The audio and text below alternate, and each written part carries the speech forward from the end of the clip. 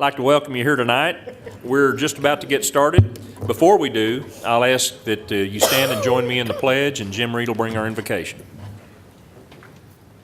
I pledge allegiance to the flag of the United States of America and to the republic for which it stands, one nation, under God, indivisible, with liberty and justice for all. Dear Heavenly Father, we would first like to thank you for your Son, Jesus Christ, and ask you to help us make the right decisions for our citizens tonight. Ask you to be with our great country and help us turn it back to you. Be with our troops wherever they're at in this world. In Jesus' precious holy name, amen. Amen. Thank you, Jim. All right, I want to welcome you here again tonight to this regular meeting of the Springdale City Council. This is Tuesday, February 13th, 2018. We do have large print agendas. Bill is holding them up there if that would be of a benefit to anyone. I'll ask our city clerk, Denise Pierce, to call the roll. Mayor Sprouse. Here. Rick Culver. Here. Jeff Watson. Here. Mike Overton. Here. Colby Fulfer. Here. Mike Lawson. Here. Rick Evans. Here. Jim Reed. Here. Kathy J. Cox. Here. Ernest K. Okay, thank you. We're at item 4. This is the portion of the meeting that the council sets aside for comments from our citizens. Do we have any citizens that would like to address the council? If so, please keep your comments brief, come to the microphone, state your name and address, and understand that the council won't take action on anything you have to say tonight. Anyone on any item that's not on tonight's agenda? Okay, we'll move on. Approval of minutes. Council, if there are no additions or changes, I'd entertain a motion to approve them as presented. So moved. I'd like to make one suggestion Okay. and one amendment. On page 8, under ordinance number 5241, it talks about rezoning 3.77 acres owned by Arvest Bank. Doesn't exactly say what it's rezoned to, and if we're going to have accurate minutes for anybody to refer to, I think it should at least refer to that. Okay, It's got the address correct, but not the type of rezoning that we accomplished All right. that night. thank you. Welcome. Will you amend your motion to include those changes? Include that addition? Okay. All right. All those in favor say aye. Aye. Aye. All opposed, same sign. Thank you. Procedural motions, we do have a change. I'm going to go ahead and jump ahead down to item 9. 9A should read a resolution instead of an ordinance. And then 9B is also a resolution that you've had handed out tonight. We don't need to have the ordinance to waive competitive bidding because it is a state bid. The items are on the state bid contract. So that will be a resolution to appropriate the funds for the purchase, 9B. So on our procedural motions, So moved. yeah, 9A and B, striking 9A and B from the 6B. And that's your motion, Mike? Yes. Second. Okay. And we have a second.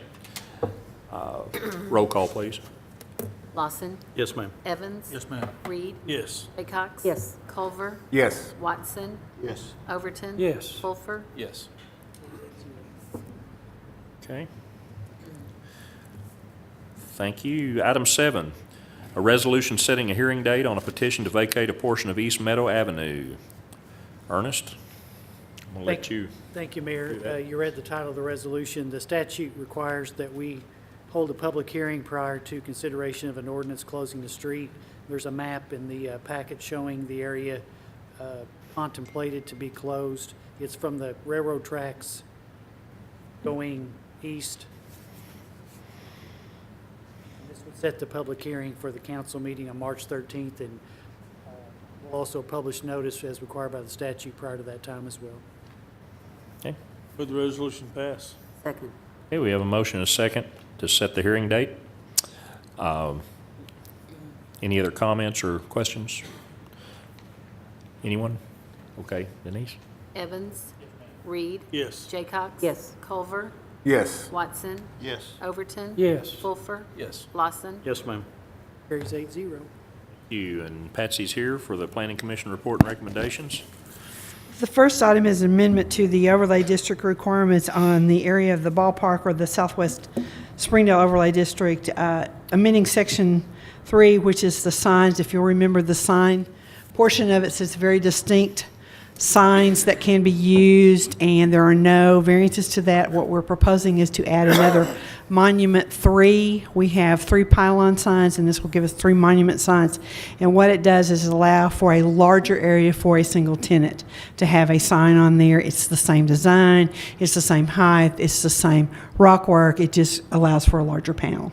Planning Commission held a public hearing on this at the last Planning Commission meeting and recommends approval of the ordinance. The title of the ordinance reads an ordinance amending Chapter 130 zoning ordinance, Article 12, ballpark area, Southwest Springdale District Overlay, Section 3, signs of the Springdale Code of Ordinances declaring emergency and for other purposes. Move the ordinance pass. Second. Do we have a motion and a second to pass the ordinance? Any other questions or comments? Does anyone in the audience need to speak to this one? Okay, Denise? Reed. Yes. Jaycox. Yes. Culver. Yes. Watson. Yes. Overton. Fulfer. Yes. Lawson. Yes, ma'am. Evans. Yes, ma'am. Move the emergency clause pass. Jaycox. Yes. Culver. Yes. Watson. Sure. Overton. Is anybody building the sign in the next 30 days? Yes. Oh, okay. Yes. Fulfer. Yes. Lawson. Yes, ma'am. Evans. Reed. Yes.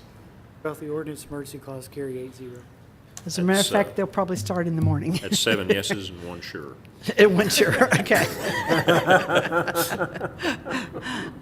Just said, why not? The next item is the proposed amendment to the master trail plan that we discussed as part of the work with the Trailblazers that's doing on Fitzgerald Mountain to do the mountain bike trails and to do that section coming out of Biari Park. As you will remember, they've purchased several pieces of property. They have entered into an agreement with the Water and Sewer Commission to do the mountain bike trails in that area, and they are doing a series of coming out of Biari Park, and you'll see that's the amendment as we discussed at the committee meeting to put it on the master trail plan. And the work is underway. They had a contractor down from Michigan who thought it was really nice down here to work when it was single digit. And he's been working and building quite a bit of trail already. So on the properties that's the Water and Sewer Commission has. The title of the resolution reads a resolution adopting a revised master trail plan for the city of Springdale, Arkansas. Second. Okay, we have a motion and a second. Go ahead, Mike. Patsy, refresh my memory, isn't this bike association building this trail on their own? Yes. Or the- Right. So it's not costing the taxpayers Right. any money? Right. And they've purchased all the land themselves, and They did the design, they et did the cetera, so design, they that's- did the construction, all that kind of stuff. Correct, yes. They will work with, and as far as maintenance, they will work with the Water and Sewer Commission Right. to maintain the portions that are on water and sewer. We might have some, we'll have some on Bayari Park. a small Right, we'll have portion some on that we'll need Biari to Park, maintain. right. And That's what we've got. yeah, some of the land that they purchased will be deeded over to the Water and Sewer Commission, so it's all contiguous, so it becomes part of that. And it has the possibility of being one of the best mountain bike trails in northwest Arkansas because of the area there. It's gorgeous if you haven't been up there. And I'm not a mountain biker, and I don't go very high, but I can tell you the parts I've seen is gorgeous anyway. Well, and we need to make sure people know too, they're not just mountain bike, they're Right. hiking. I mean, people can use Right. these to, Would they be I a don't know if I ever trailhead? will. They have purchased the Fitzgerald Station property and the property adjacent to it, and we're building a trailhead at that location for parking for this trail. And then I think that will be made available to the city when all this is completed. So, Right. all purchased with private donation money. Good. Yeah. Okay, any other questions or comments? Anyone in the audience? Okay, Denise?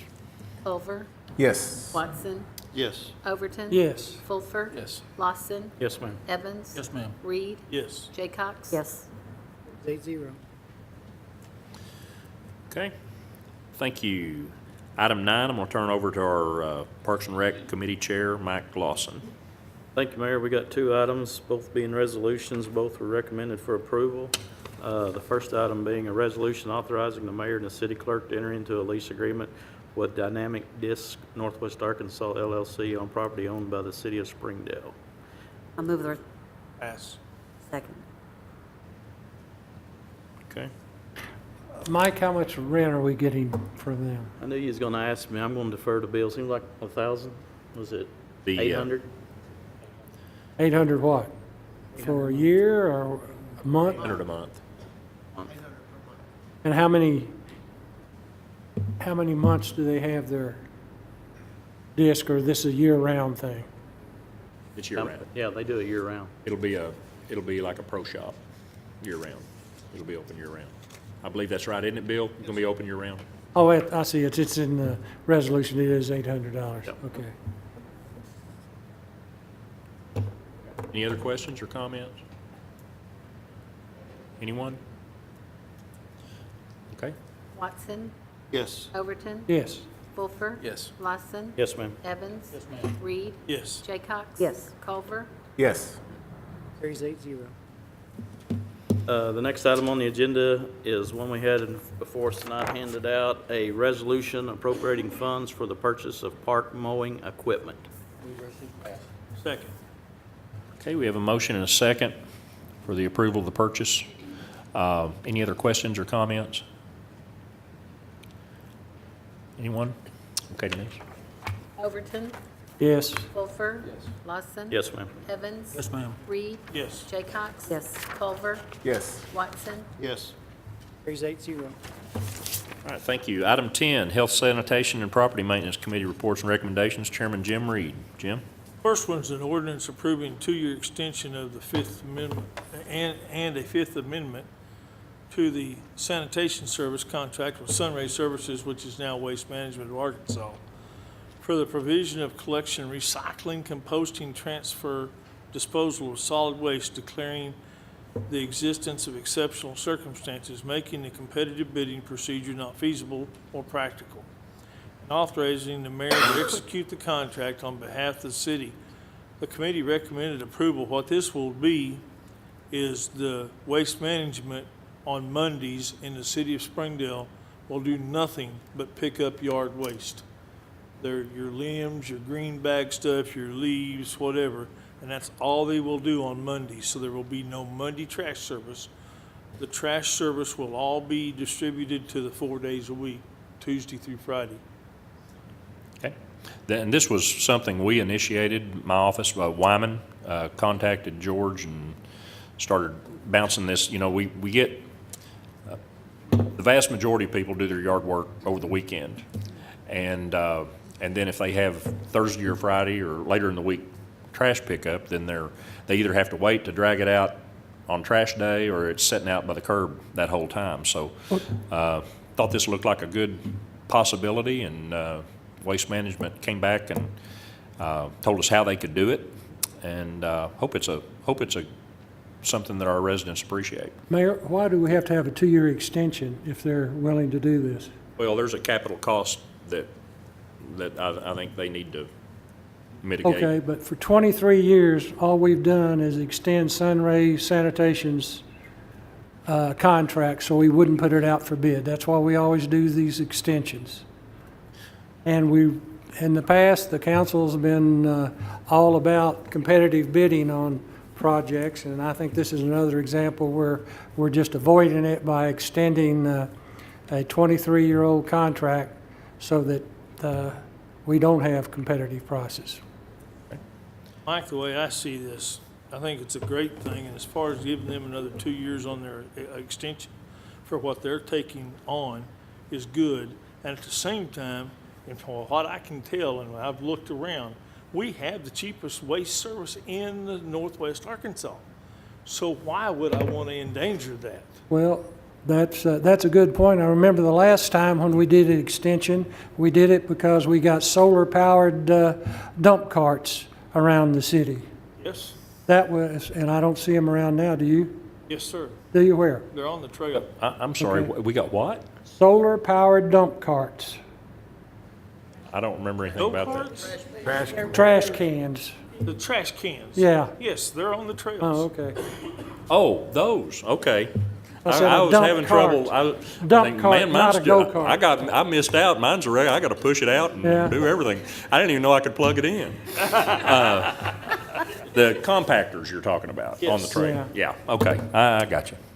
All right, any other comments? I have one question that I thought of after our meeting. Mondays are usually the days for holiday. Trash is not picked up. So now if we don't pick up the green bags on Monday, what happens to the holidays? What happens to the green bags and then to the trash and recycling?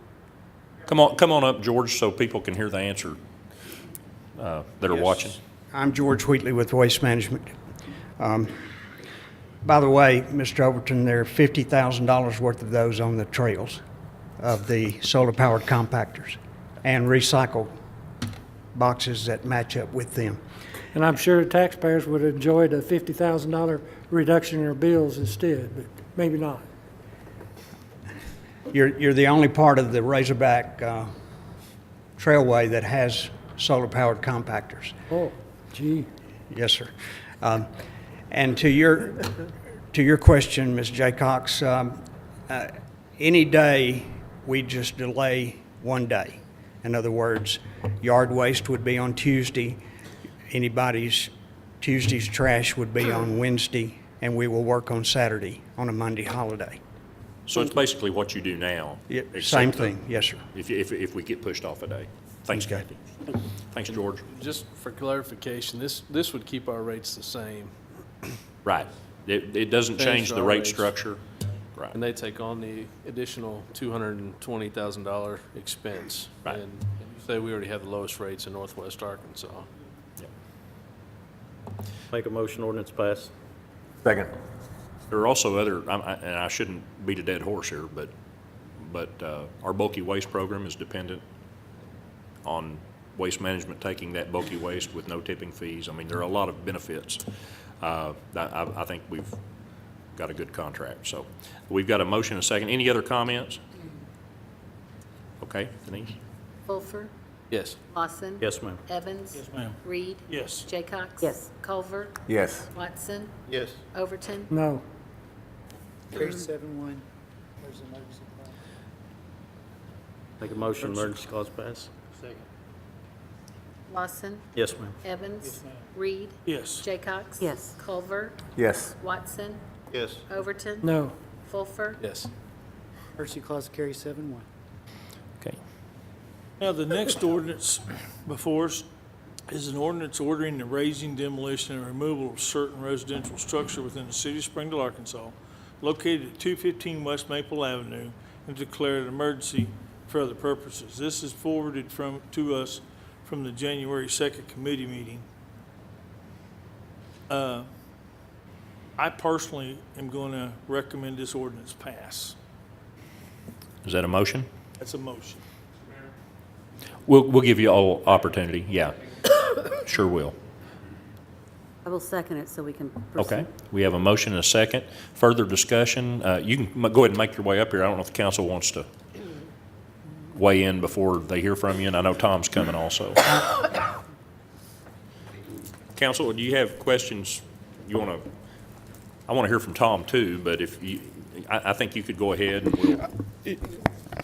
Mr. Mayor, members of the City Council, I'm Larry McCready. I'm a lawyer in Fayetteville, and I represent Timothy and Glenda Hollis. They have a connection with this property. They have a history. Mr. Hollis grew up in this home.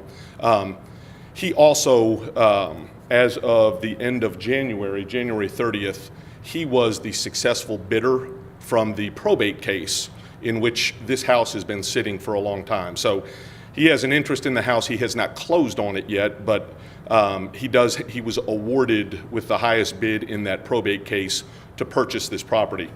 Sir, with that being said, when is the closing date scheduled? Well, the order says within 60 days. I anticipate it will be much sooner than that, in the next probably week or two. It's a cash offer. There's no financing, so it will be, it should be relatively easy to get closed, but it's not been scheduled yet, ma'am. And so that's the status of it. The owner of the house, prior to this, it was his family home growing up. The probate estate of his mom, who was the last of his living parents, that was alive. They're the ones who owned it, and so he has not quite purchased, but he is the high bidder to purchase that out of there.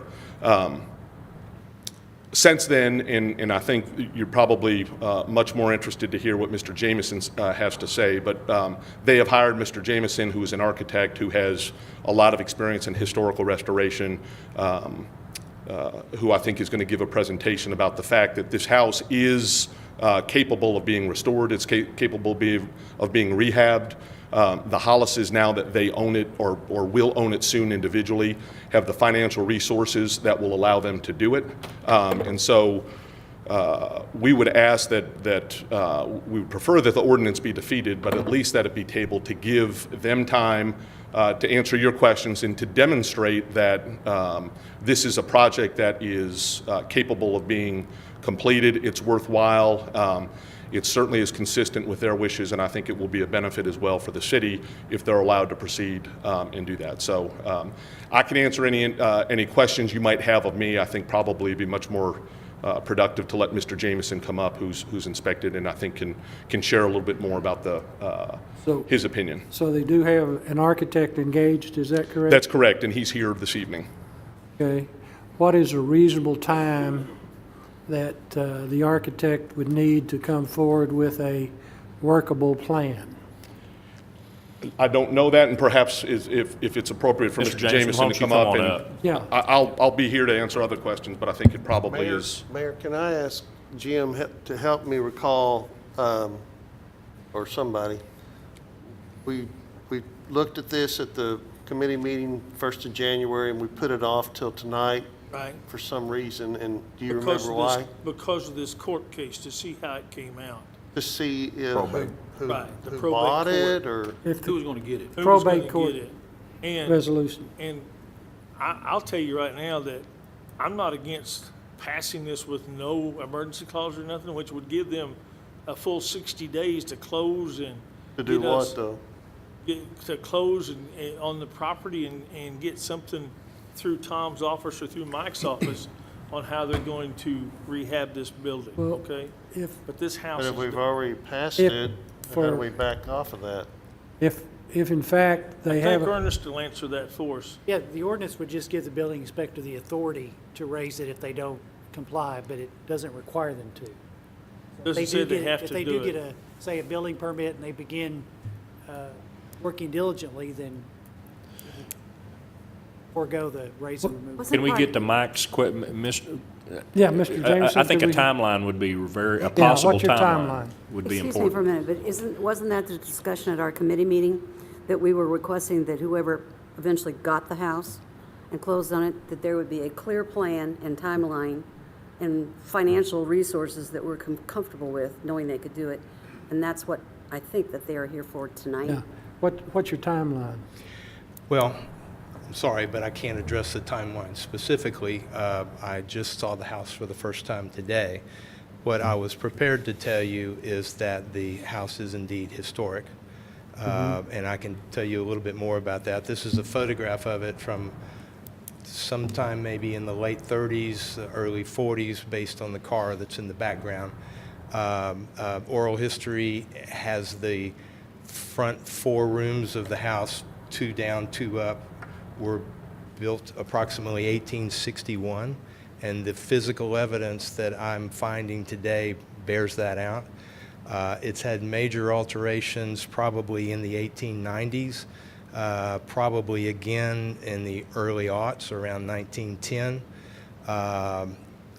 And then the Hollises have owned it since 1961. During that time, Mr. Hollis was amazingly energetic, and we've joked going through the house today, okay, this is the first edition, then this was the new edition, then the new edition. I mean, it's had innumerous editions out the back, which Kinda like are Topsy. of all substandard construction, and everybody acknowledges that. It would you be able to come up with a workable plan within a 30-day period? No. I mean, for us to design a rehab in 30 days, no, that's unreasonable. But what I believe the Hollises are willing to do is to, within 30 days, take out a selective demolition permit, fence the property, put a construction fence around it to protect the public and anybody else. What my recommendations are is that the unsuitable additions and alterations to the house are sort of systematically, carefully removed to get down to the basic bones, which are good. The 60s add-ons to be removed. Would be removed, yes, sir. Well, then, if in fact we pass this tonight and they had 60 days to start demolition, then that would not interfere with your plans. No, because during that time, once demolition started, we would be beginning to formulate the rehabilitation plan. It's just going to take, it might take 6 months to have that plan completed, but the demolition would start, the site would be secured. Within that So 60... you're talking about demolition of the back part. Yeah. These Yes. guys are talking And about total demolition. I'm talking about selective demolition, Yeah, yes. they're talking about total demolition. There's an image coming up, and I can share with you the extent of all right, this is a survey, and the hatched areas that you see near the top is the original 1860s and 1890s portion of the house. The funny shaped sort of rectangle below the upper hatched area are those additions that Mr. Hollis did himself between 1960 and his death in 2008. The second hatch area is a stone building, one story, that Glenda has found history that it was a candy factory at one time. It is a substantial construction. You'll see the indicated areas to the right and below that. Those are additions that were done. Those would be removed. And then the secondary structures in the bottom right corner of the rear yard would be removed. Those are of substandard construction. Make sure I'm understanding, and I know you just looked at this today, that gives me a little heartburn that he looks at this today for the first time, and I don't quite understand how that took so long. Well, Glenda, we've been in conversation via email since July. Okay. Let me, if I'm understanding this right, you believe that the two-story portion, let's talk about the main structure, the house, and the area behind the original building, you think that would all be removed? Yes. Okay. That's the selective demolition. Okay. And would also be removing certain features from inside the house that have been veneered over historic fabric and that sort of thing. Could we ask Tom a question real quick? Yes, sir. What about, how would you feel about this if in fact we passed this, they got a demolition permit and they removed the 1960s portions from the main structure and the rear structure, and as long as they kept the house safe and from vandalism, intrusion, etc., would you be comfortable with that or not? We've never encountered, to my knowledge, we've never gone through a partial demolition. Well, I mean, having the fence up would be kind of a first, other than like CVS when they tore down the old motel there. They did a fence around it, which kept people out, which was great. Yeah. Our ordinance talks about when you get that demo permit, you're supposed to start within 10 days and be done within 30. Mm-hmm. So I'm not going to violate the ordinance unless I get permission from you guys. And that's a total demolition though, isn't it? Yeah, we normally don't sell a demolition permit to take down portions of the house. Well, that's why this is all new. That's why I'm asking you the question of how comfortable you would feel if in fact that they were, as Mr. Jameson says, capable of doing this selective. I mean, I agree that, I mean, I definitely like what I hear as far as, so when I did this, I broke it up into 3 phases. The main house, the detached houses that are in the back that I described as one time a tree was laying on it. You saw that today, I'm assuming. And does the ordinance that we have in front of us raise all of those? What we have in front of us is for the entire property, yes, sir. But I had put it in this order because when I spoke to Mr. Hollis, who was at the house at the time I went there 18 months ago, I wanted to try to help him as much as I could. I mean, if if they could work on the house and get it back to a livable state, but then, tear these down or whatever. And I'm not trying to clump it all together. I tried to break it out to give them many options.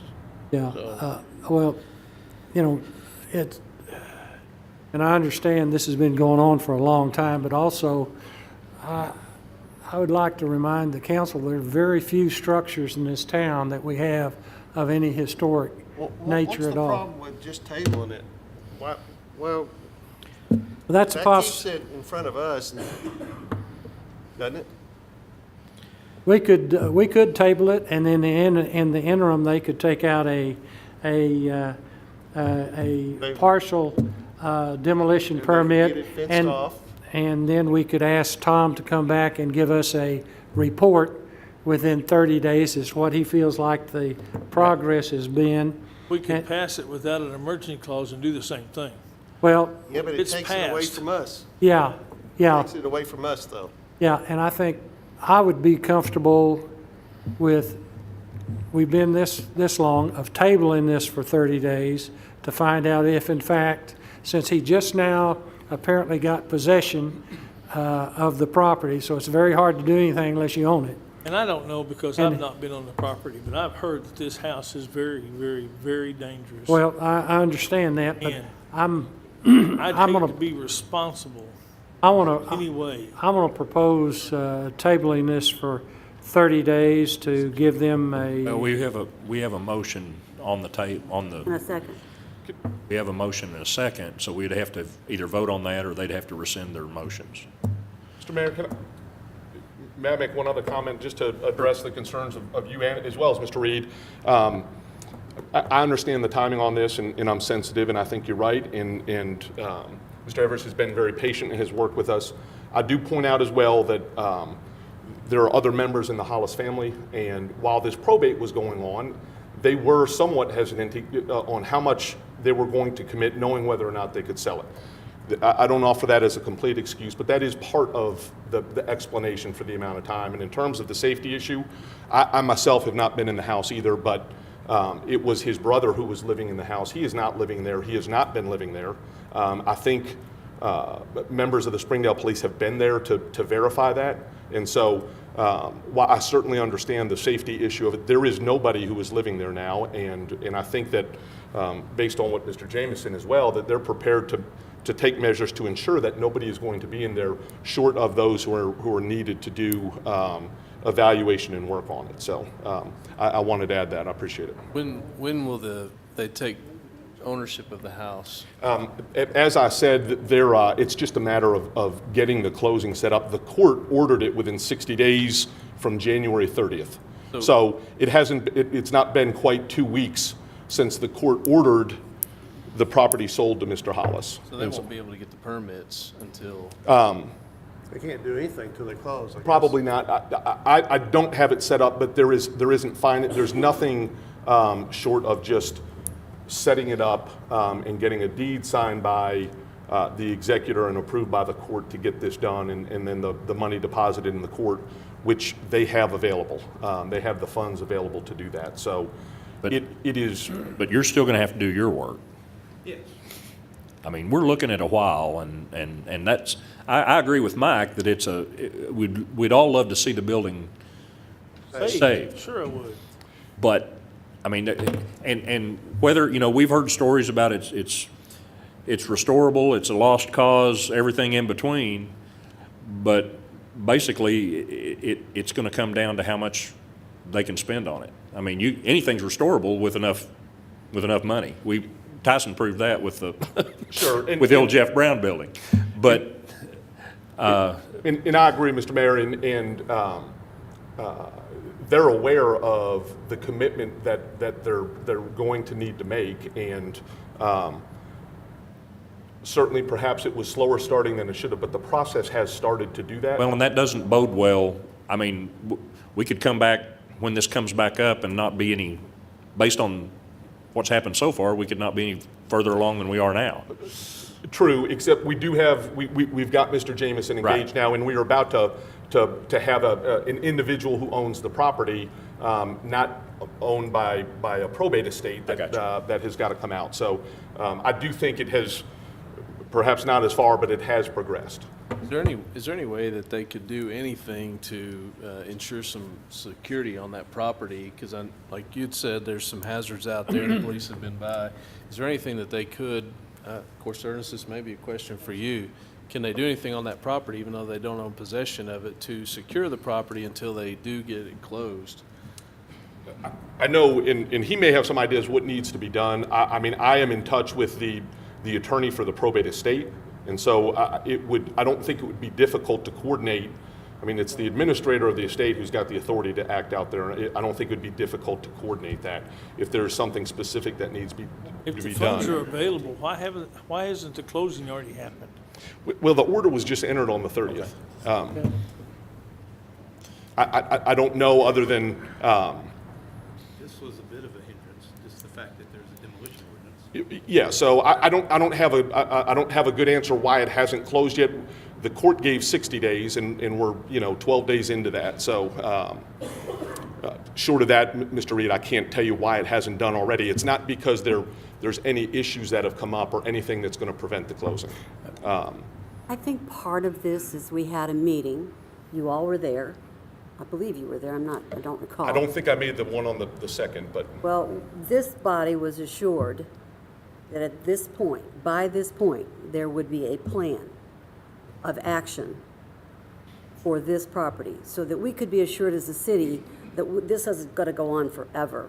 And it's beginning to feel as if it is going to go on forever. You just said you won't even be able to have a plan for a minimum of 6 months. Complete plan, yes. Well, that's in essence what's Would going a complete plan be, let us, try and help us understand when this partial demolition, would that everything would have to take place after the plan was complete? The timeline that I would conceptually put before you would be close on the property, and we've talked about them having a fence up within 30 days from now. Once closing's done, a construction fence would go up and secure the site. A contractor's got to be, under contract, find somebody willing to do the work. They've got to have a little guidance from us. There are a lot of issues with the house that we can't fully identify, so we would be working with the contractor as they're peeling away layers and getting down to the essence of the structure that would be restored. So there's that time.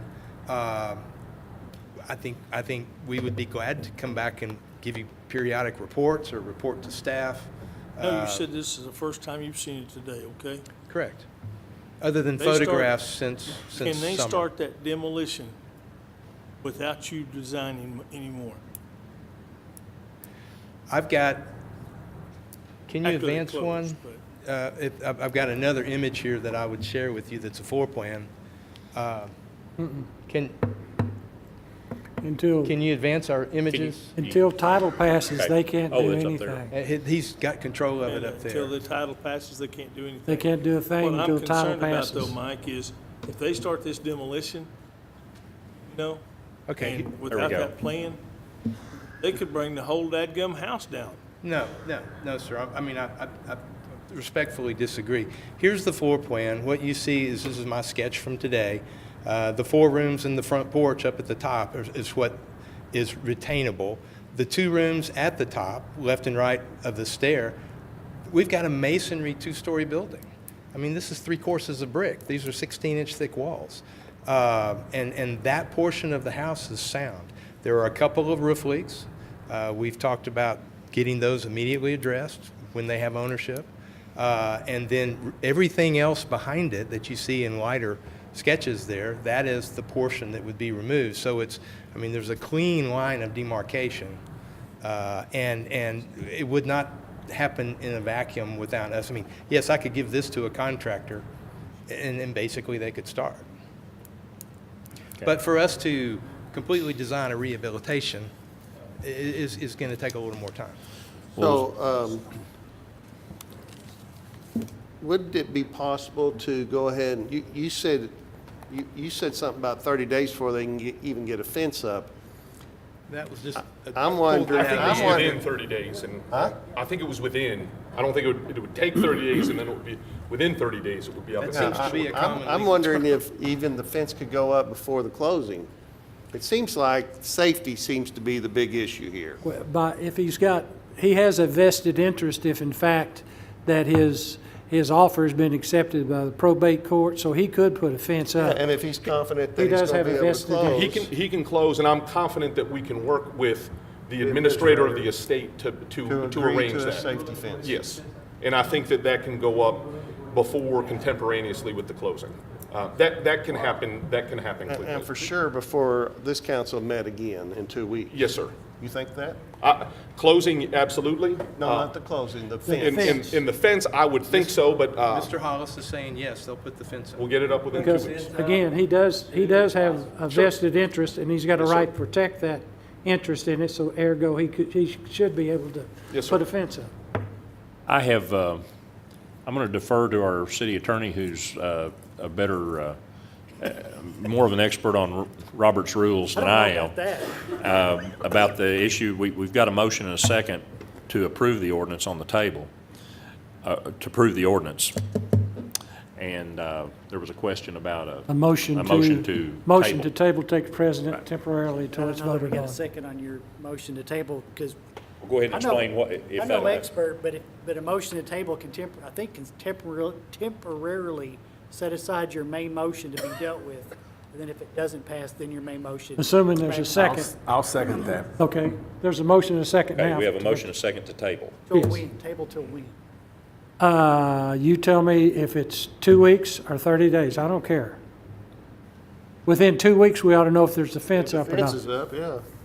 I say table it for 2 weeks.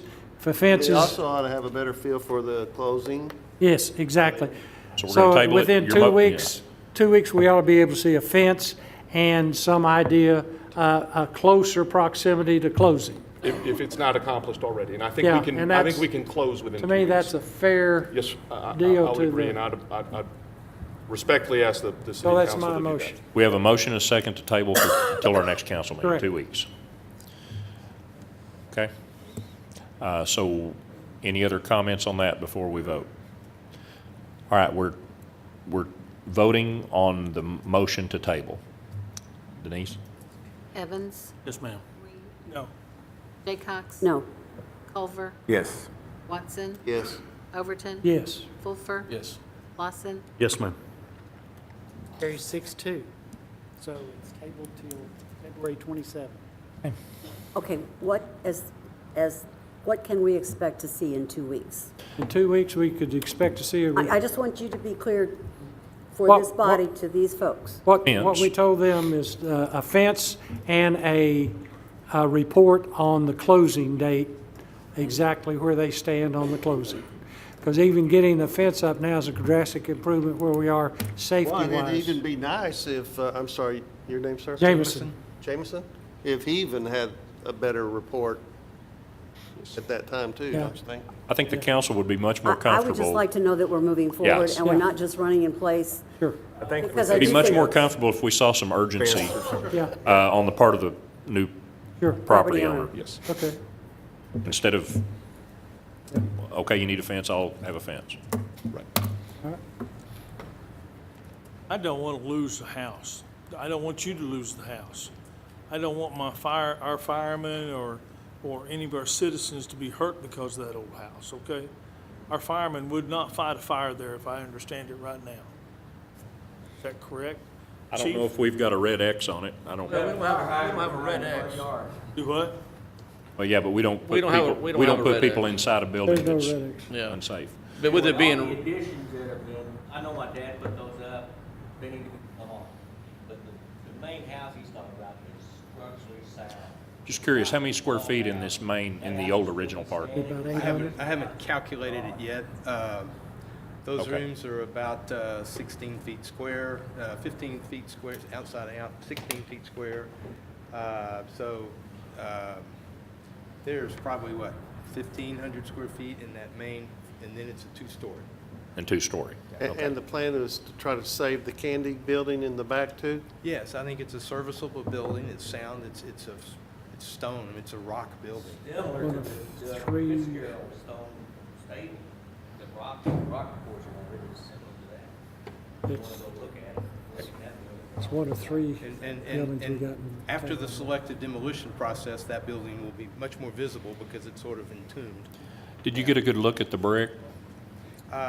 A little bit. I mean, we didn't peel a lot of siding off today. I was measuring. It is definitely there. Okay. Definitely there. I've got, if you can advance a few more shots, I mean, I'll give you a few shots and show you more. Okay, this is from a 1924 Springdale, a Sanborn map, a Sanborn Insurance Company map. Next. Next image. This, and what Sanborn Insurance Mapping Company did is they went around communities all over the United States mapping businesses so that if you were an insurance agent and you were going to insure the building next door, you could look at this map and understand what the perils were. If you had a dry cleaners next to you, your insurance would be higher than if you had a retail store. This is the house. What this tells us, it had a two-story porch. It was a two-story dwelling. The D in the middle is dwelling. It had a cedar shingle roof. The dashed lines left and right are porches. It had a two-story wing coming out of the back. This was likely a detached kitchen at the bottom that's now gone, or a servant's quarters. I mean, all the trappings of an 1860s structure is here. Next. This just puts it in context with the neighborhood. Now take into account this is 1924. The stone building is down towards the bottom. It is incorrect in terms of its location. The scale got in the way. Next. This is a picture of the house from the back. Now, if you start at and this is everything, almost everything here would be taken away. If you start at the top right, the porch would be gone. The next stage of the roof would be gone. The next stage of the roof would be gone, and you're back to the gable of the substantial construction that predated Mr. Hollis's additions. Next. This is the side elevation, the west elevation. There's the center, the bay on the left is the masonry portion. The two-story to the right is frame. That's where things would stop. Next. There's a one room has a stone cellar with stand-up, full height in it. This is a garage addition. This would all come off, but that's the stone building in the background by that large tree. Next. This is an elevation from the front. Unfortunately, Mrs. Hollis, before her death, was likely taken advantage of. She hired some contractors to do some repair work on the porch, and it was pretty poorly done, and the roof leaked, and the front of the house was roofed, but it wasn't good, and we acknowledge the porch is falling apart, and we've got probably 3 to 4, maybe even 5 iterations of construction on these porches, and we'll distill that down to what it would have been looking like in the historic photograph you saw. Next, this is the cellar under the east front room. Next, this is where a beam has come off of the front porch, and there you see the brick right behind it. Our only guess is that Mr. Hollis had it sided. You've heard the term siding salesman. There may have been something like that here. Many of the windows were reduced in size, and they were masonry openings, so how do you close that large window opening when you put a smaller window in it? Siding was put across. So we'll be looking at replacing windows with original size windows, that sort of thing. But I was delighted to see this one evidence of the masonry there, and found it in numerous other places inside the house. Next. This is an interior shot of the second floor at the stairwell. This is a stair going to the attic, and that is the main stairway going down to first floor. This is on second floor. The floors are level. There are a couple of roof leaks. There's minor deterioration, but the front of the part of the house is solid. Next. This is one of the bedrooms up on second floor. Next. Another one of the bedrooms. This is actually looking at the south elevation of the second floor of the east front masonry portion, and these are 2 closets that were window openings through the brick wall. They're exactly placed where the front windows are. Next. This is the stair looking down. It's a Victorian stair, likely from the 1890s renovation. Next. And this is back to the back, and everything virtually you'll see there. Next. Okay, this is zooming in on that gable, and where you see these brackets, that's the back of the substantial portion of the house. And so that's the portion that would be retained. Next. And I think That's showing those brackets up there at the top, so everything in the foreground left would come off. Next. That's the east side of the house. That's the east, and this is back to the front and just showing those contractors that did some work before Ms. Hollis's death were sort of run off. They were digging around the front porch and had metal detectors. And it looks as though they undermined the footing here. There's a lot of lore about the house dating back before Civil War and things being buried here, possibly like treasure or whatever. They were in the basement with their metal detectors. And unfortunately, I think in an elderly condition, she was taken advantage of. Next. And I think that's about all of them. That's just the rest of the front. But it's a very substantial house and at the time, here's the stone building that would be retained. The ridge is straight. I mean, I didn't go all the way through it. I was focused on the main house, but it appears very solid and suitable for retaining it. Next. And there are additions onto that building. These are the additions onto the stone building that would be removed. Next. And then these three structures in the back corner, the southwest east corner of the property would also be removed. But the family needs time on these because they are full. The little house in the middle is full of books. And they're going through, I don't know that you would call Tim's parents hoarders per se, but there is more stuff kept in this house. The attic is full. I mean, they are going through all of this history. I mean, they lived in the house for 50 years. Is there a historical name for this house? If it was built in 1861, and by oral history from Ms. Fitzgerald to Tim's mother is that there is a date stone of 1861 on the house. We haven't uncovered it with the siding yet. The siding's still covering that. So, but how do you refer to the house? What name do you refer to? We're working on that. Okay. If that's the case, then it would be Holcomb. And the Holcombs had orchards and farmland in this area. I mean, we're 4 blocks south of Emma, but it was out in the country. Yeah. And so the Sanborn maps didn't go this far south early on. They only went where things were built. But they went as far as across the street and referred to Holcomb orchards. So Kennan, Kennan, is the family that purchased it circa 1881. And likely there were some mortgages and some other deed activity in 91. We think that's when some of the improvements were done. It's sort of filtering through all that and trying to associate the written history and the documented history. Mrs. Hollis, Glenda, has done a very excellent determination of eligibility to try to get it listed on the National Register. It's too altered in its current state, but one of our goals could be to get it back to where it could be eligible for state tax credits, those sort of things. So, I think we're about through, but next, and this may go back to the front elevation again. One more slide. Here we go. Yeah. So this was the front of the house. You know, this is our go by. This is our historic photograph. It appears that there was an iron rail on second floor, the door coming out onto the porch. You can see the windows are much larger than they are now. This is virtually the go by photo.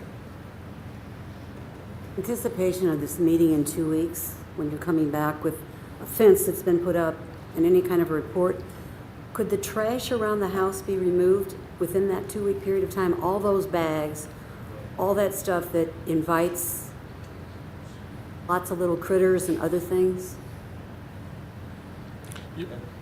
Yes. So that would be part of what we could expect to see gone within the next 2 weeks. I bet George could provide you a couple of dumpsters at a reasonable price.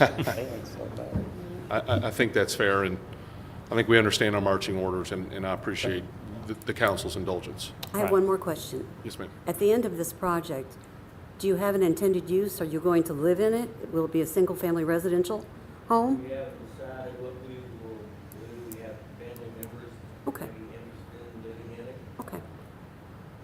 But we want to preserve the history of this house. This is one of the oldest houses in this town. I mean, I know this town is, a lot of your history is gone. Buildings are gone and have history to them. And say, I don't know, I think my wife was going to speak to this, but some of you probably remember L. Glenn Clark. He owned Northwest Arkansas Steel. Yeah. This is his father. I think a little bit about that. You can figure we have the financial means. Okay. Thank you. Thank you, Any other guys. questions? See you in a couple of weeks. Okay, thank you. Okay, thanks. Thank you, Council. All right. Thanks, Tom. You did a great job. Thanks, Tom. Item 11, Finance Committee reports and recommendations. Chairman Jeff Watson. Jeff? Let me get caught up here. Okay.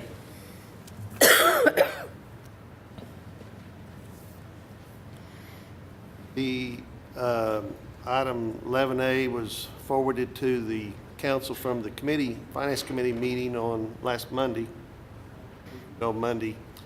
and the resolution reads, a resolution authorizing the execution of a contract for site development has to do with restoration and repair of Shiloh Meeting Hall. This basically authorizes the mayor to go ahead and enter into a contract with SSI for the work that's already been budgeted. Resolution pass. Second. Okay, we have a motion and a second. Any further comments or questions? Anyone? Okay, Denise? Reed. Reed. Jaycox. Yes. Culver. Yes. Watson. Yes. Overton. Yes. Fulfer. Yes. Lawson. Yes, ma'am. Evans. Ma'am. Carries 8-0. Second item forwarded to the council from the Finance Committee with recommendation for approval is 11B, and that ordinance reads, an ordinance to waive competitive bidding for the repairs to the Razorback Greenway Trail along Spring Creek, authorizing the mayor and the city clerk to enter into a contract with Milestone Construction Company, LLC, and declaring an emergency. Move the ordinance pass. Second. Okay, we have a motion and a second. This is, Milestone did the initial emergency repairs back shortly after the flood and actually improved the base and the underpinnings of those, of that portion of the Greenway Trail where it wouldn't wash out again. And now this is to go back and complete that construction with the block and the fencing and all that. So, and they're We determined, was that coming out of Sam's money? that was, I believe that was going to come out of, Sam, was that going to come out? That was coming out of your budget, and then it will be reimbursed with whatever FEMA, what we believe FEMA will pay, plus the state match. Right. Okay. All right. That the state will do 12.5. Right. And then FEMA will do. FEMA does. Percent of the 49,000, right? FEMA does. They won't do the whole 49,000. 75% of the 49. Yeah. And then the state will do 12.5 of the 49. Right. And then The we way make it breaks down, we're supposed to do 12.5, state does 12.5, and FEMA does 75. Of the 40, of what FEMA said it should Of what cost. FEMA says it should And be. then we take on the additional. Yeah. Yeah, if their estimate is under, if what they're willing to pay us is under what it actually costs, then we're on the hook for that. And Sometimes we lose money, sometimes we make money. And just for clarification, I think we had said one of the reasons we need to do that without the competitive bidding was for the square-to-square. The timeline, yeah, for the square-to-square is a factor. I think also that Milestone is very familiar with the project, and they've already done some work on it. And they're in the area completing some other work. I think that all factored into it as well. If we did get bids on that, how long do we think that would take? Oh. 6 months? You'd have to write a set of specs. Okay. And when did Milestone start that for?